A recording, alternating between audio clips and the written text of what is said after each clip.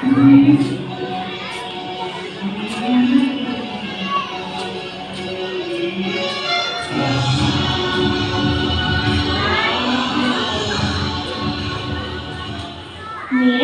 है गणेशा। वैसे शायद आपने मुझे बहुत जगहों पे देखा होगा, पर क्या आप जानते हैं मेरा जन्म कैसे हुआ? चलिए मैं आपको बताता हूँ। एक समय की बात है, हिमालय के ऊंचे पर्वत पर मेरी माँ पार्वती अपने पति शिवा के साथ रहती थी।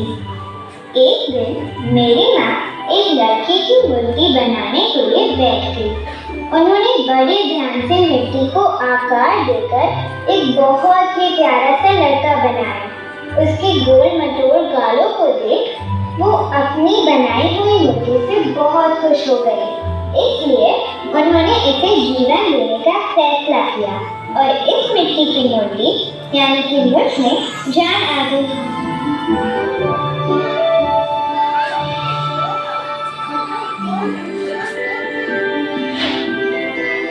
क्योंकि मेरी माँ के हाथ पैर मैले हो गए थे, उन्होंने स्नान करने का सोचा। मेरे पिता शिवा घर से बाहर थे, इसलिए मेरी माँ ने मुझे दरवाजे पर पहरा देने को कहा और किसी भी अजनबी को भीतर आने से रोकने के लिए कहा। क्योंकि मैं अभी पैदा हुआ था, मैंने शिवा को कभी देखा नहीं था। मैं बाहर एक लकड़ी के साथ खेलने लग गया। तभी एक बड़ा सा नीले रंग का आदमी हमारे घर के सामने आया। ना जाने वो कौन था, मैंने जोर से चिल्लाया, रुक जाओ। उसने कहा, तुम्हारी हिम्मत कैसे हुई मुझे रोकने की? मैं शिवा हूँ। इसके साथ उसने त्रिशूल उठाया और मेरा सर धड़ से अलग कर दिया। शोर सुनकर मेरी माँ घर से बाहर दौड़ते हुए आई और चिल्लाई, यह तुमने मेरे बेटे के साथ क्या किया? मैंने बड़े प्यार से इसे मिट्टी से बनाया था और तुमने इसका सर धड़ से अलग कर दिया। शिवा को लगा वो बड़ी मुसीबत में फंस गए। उन्होंने मेरी माँ को वचन दिया कि वो मेरे लिए एक उचित सर खोजेंगे। फिर वो जंगल की तरफ चले गए। पिश पैश बूम, कई तरह का शोर सुनाई दिया और फिर एक हाथी की आवाज आई। कुछ ही समय में शिवा एक हाथी के सर को ले आए और मेरे धड़ पर लगा दिया। इसके बाद उन्होंने मेरे सर पे हाथ लगाया और मुझे बताया कि वो मुझ पर कितना गर्व महसूस कर रहे हैं, क्योंकि मैंने बिना किसी डर के अपनी माँ के आदेशों का पालन किया। और फिर उन्होंने मुझे खुशहाली और तेज दिमाग होने का आशीर्वाद दिया। तब से मुझे विघ्नहर्ता, सिद्धि विनायक जैसे कई नामों से जाना जाता है और मुझे सभी बाधाओं को दूर करने के लिए भी माना जाता है।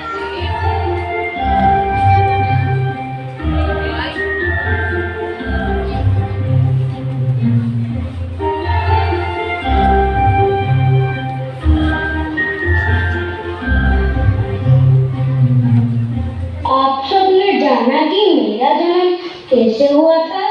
पूरे विश्व में गणेश चतुर्थी बहुत धूमधाम से मनाया जाता है। मेरे कई नाम हैं, जैसे विघ्नहर्ता, गौरी नंदन, एकदम, लंबोदर इत्यादि।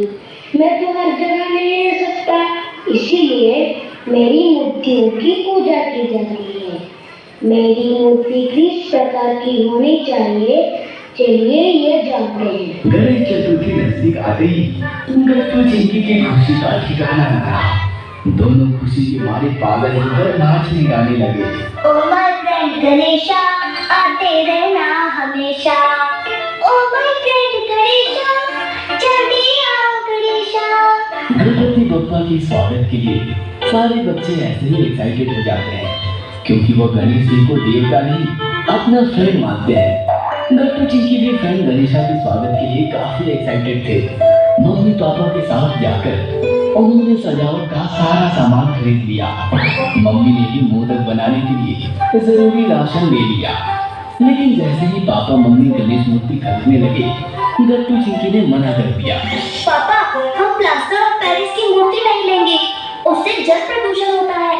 हम गणेश को पानी में विसर्जित करके घर चले आते हैं, लेकिन फिर बाद में वो पानी मूर्ति को बाहर फेंक देता है। अनजाने में लोगों के पैरों तले वो मूर्ति कुचली जाती है, टूटती है, फूटती है, उसकी मानहानि होती है। हम हमारे गणेशा की मानहानि कतई बर्दाश्त नहीं करेंगे। भैया, आपके पास इको फ्रेंडली गणेशा नहीं है? वो क्या होता है? अरे, वो मिट्टी से बनी हुई गणेश जी की मूर्ति होती है। नहीं, हमारे पास तो मूर्तियाँ नहीं आती। आपको लेनी है तो यही लेनी होगी। It's okay. चलिए पापा, हमारे स्कूल में एक वर्कशॉप हुई थी जिसमें मिट्टी से गणेश मूर्ति बनाना सिखाया गया था।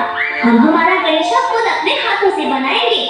बच्चों की समझदारी देखकर मम्मी पापा खुश हो गए। तो आप सबने देखा कैसे गट्टू और चिंकी ने समझदारी दिखाई। तो अब आप सबकी बारी है पर्यावरण की सुरक्षा करने की।